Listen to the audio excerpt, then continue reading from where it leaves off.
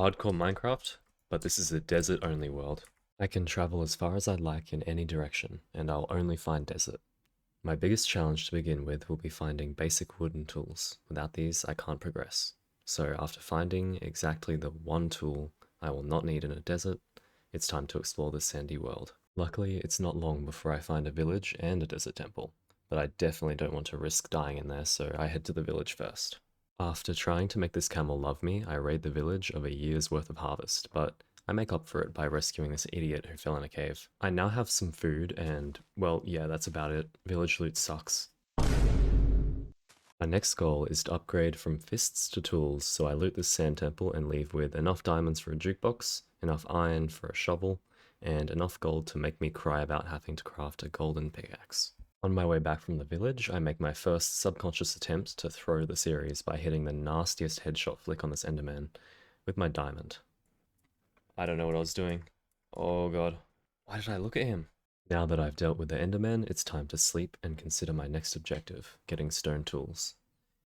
This is easier said than done in a barren desert world, but I now have a companion to help me explore the dunes thanks to the saddle I picked up earlier in the temple. It's now time to find a cave so I can put my mediocre tool to use. Unfortunately, due to gold tools having the consistency of literal butter, I can only mine the stone and coal in this cave. Well, after mining a total of about 4 blocks, my golden pickaxe is now completely broken.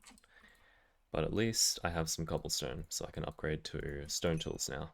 There we go. I decide to take a risk and use my new stone tools to mine some iron, but this doesn't go to plan due to the weirdly abundant torrent of water trying to introduce me to the cave inhabitants. So instead, I make a run for it in my getaway vehicle. Suddenly, I make a discovery that changes my whole perspective on this challenge, a pillager outpost. To be honest, I didn't even know these things spawned in deserts, but this means I can now find heaps of wood and make tools. I also found a crossbow and 2 armor trims, which are too good to leave here, but 1 less inventory slot for me, which makes me realize that it's probably about time that I build a base. It's barely worth mentioning I looted another temple with quite possibly the worst loot I've ever seen, but thankfully there is another village on the horizon. I won't bore you with the footage of me raiding another village, but I did almost lose my world to an iron golem here, and yeah, I don't know how I managed to stuff that up. Anyway, I finish the job and loot the ruined portal nearby for a hat and shoes I will most certainly be getting rid of as soon as I can. Now, it's finally time to settle down and build a starter base so that I can open my inventory without it looking like, well, the creative menu. Unfortunately, my available building blocks consist of sand, sandstone, dead bushes, cactus, and cobblestone.